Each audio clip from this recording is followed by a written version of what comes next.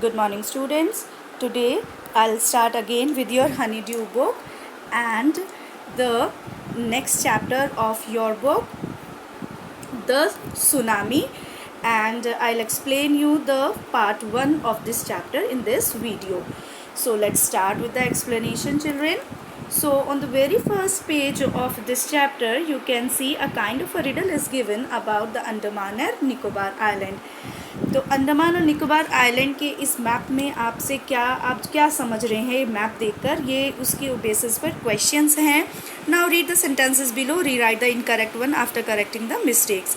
कच्छल is an island. So you can see that in the Nicobar group of island, one arrow is given on a small island, Kachal. Yes, of course, it is a part of the Nicobar island and it is an island.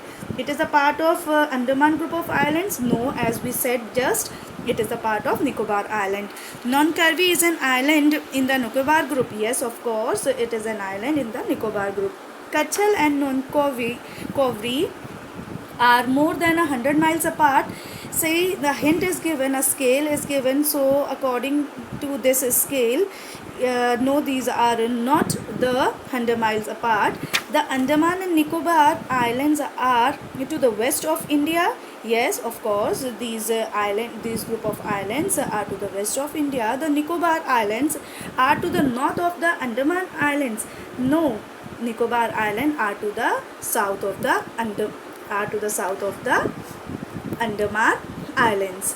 Now let's start with the explanation, children. Here, as the name shows, the tsunami. So it's about the tsunami, the earthquake that is a very large and very powerful wave. A tsunami is a very large and a powerful wave caused by the earthquakes under the sea. जो under the sea, जो sea के अंदर जो earthquakes होते हैं उसकी वजह से जो large scale पे खूब powerful waves उठती हैं, that was known as tsunami. On 26 December 2004, a tsunami hit Thailand and parts of India such as the Andaman and Nicobar Island. So ये बहुत ज़्यादा ड्रास्टिक था ये जब सुनामी वेव्स आई थी और इन्होंने बहुत ज़्यादा नुकसान हुआ था, बहुत सारे लोग मरे थे. और ये कब हुआ था? ऑन 26 दिसंबर 2004. इसने मेनली हिट किया था थाईलैंड को और कुछ पार्ट इंडिया के भी, such as the Andaman and Nicobar island and the Tamil Nadu coast. कुछ coastal area of Tamil Nadu that was also hit by the tsunami. Here are some stories of courage and survival. कुछ stories इस चैप्टर के through हम आपको बताएंगे कि जहाँ पर कुछ लोगों ने कैसे करेज दिखाया और कैसे कुछ लोग अपनी जान बचा सके through this disastrous wave. Did animals sense that a tsunami was coming? Some stories suggest that they did. तो यहाँ पर ये क्वेश्चन राइज हुआ है, क्या वाकई में जो एनिमल्स होते हैं उन्हें पहले ही पता चल जाता है कि सुनामी आने वाला है? क्योंकि कुछ स्टोरीज़ यहाँ पर बताई गई हैं जिससे ये लगता है कि yes of course they got the knowledge about the tsunami and they were able to save their lives. So now let's start with the part 1. These stories are all from the Andaman and Nicobar archipelago. Archipelago, what do we call archipelago, children? Archipelago is a group of many islands and the surrounding sea. जो छोटे छोटे islands एक group में हम उनको name दिया है हमने Andaman and Nicobar, that is known as archipelago. Ignatius was the manager of a cooperative society in Kachal. Ignatius एक आदमी था जो मैनेजर था किसका? कोऑपरेटिव सोसाइटी का. कोऑपरेटिव सोसाइटी कैसे होती है बेटे? A kind of society where the people use to give money to each other. जो लोग एक दूसरे की हेल्प करने के लिए पैसा देते हैं कि आज इसने पैसा दिया है, कल को ज़रूरत पड़ेगी तो दूसरा उसको वापस करके और दूसरा उसको पैसा देगा. तो that is the society and Ignatius was the manager of that society and that is the society in कच्छल.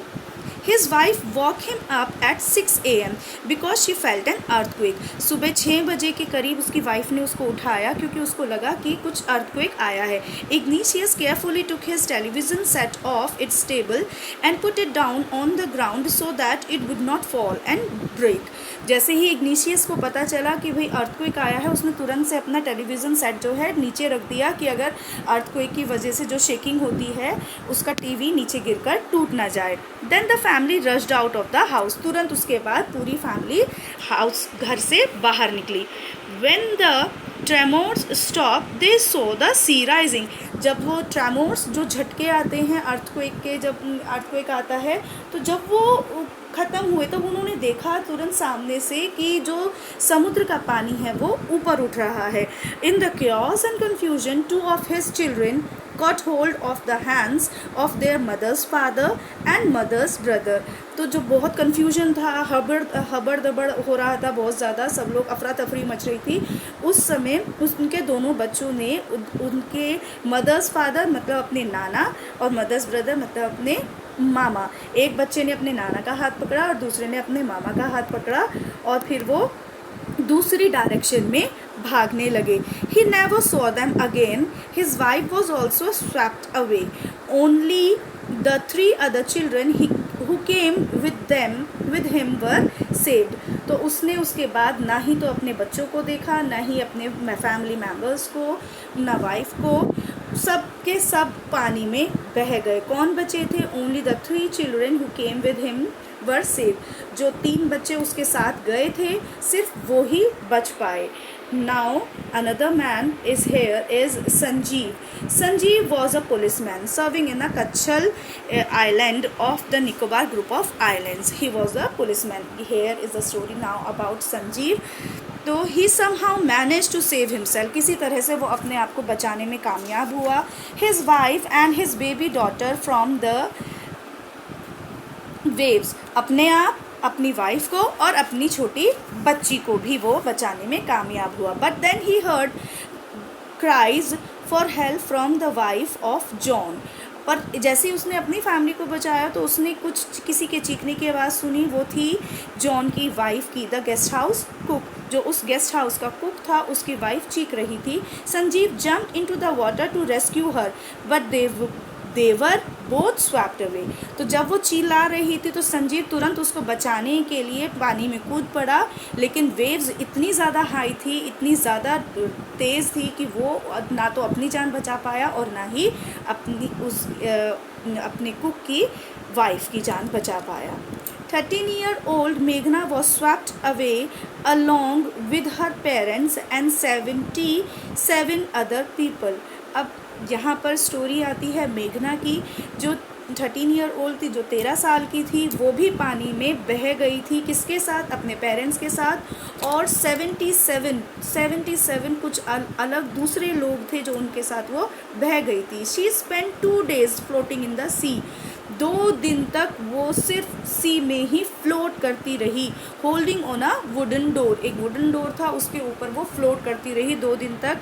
किस आशा में कि कोई आए और उसको बचा पाए. 11 times she saw relief helicopters overhead but they did not see her. 11 बार उसके ऊपर से जो रेस्क्यू हेलीकॉप्टर्स थे, रिलीफ हेलीकॉप्टर्स उसके ऊपर से गुजरे, लेकिन कोई भी उसको देख ना पाया. She was brought to the shore by a wave. तो एट लास्ट एक वेव ने उसको शोर की तरफ, मतलब तट की तरफ, समुद्र तट की तरफ फेंक दिया. And was found walking on the sea shore in a days. एक बेहोशी की हालत में वो पाई गई और सी शोर पर, वहाँ पर इस तरह से ऐसी थी कि बस वो जैसे बेहोश हो, इस तरह से वो वहाँ पर चलती हुई पाई गई. Then Almas Javed was 10 years old. She was a student of Carmel Convent in Port Blair where her father had a petrol pump. Almas Javed एक बच्ची थी जो 10 साल की थी. वो स्टूडेंट कहाँ की थी? कार्मेल कॉन्वेंट स्कूल इन पोर्ट ब्लेयर. वहाँ पे पोर्ट ब्लेयर में, और उसके फादर का एक पेट्रोल पंप था. Her mother Rahila's home was in Nancowry island. तो जो उसकी मदर थी उनका घर नॉन कॉवरी आइलैंड पर था. The family had gone there to celebrate Christmas. अब ये पूरी फैमिली क्रिसमस सेलिब्रेट करने के लिए नॉन कॉवरी गए थे. When the tremors came early in the morning the family was sleeping. जब इस तरह से अर्थक्वेक आए, अर्थक्वेक के झटके लगे सुबह सुबह, तो तब पूरे सब लोग सो रहे थे. उस समय कुछ पता नहीं था किसी को भी. Almas father saw the sea water recede. Almas के फादर ने देखा कि जो पानी हो रहा है, समुद्र का पानी जो हो रहा है वो थोड़ा कम हो रहा है. Move back from where it was. तो क्या होता है कि पीछे चला गया है थोड़ा सा.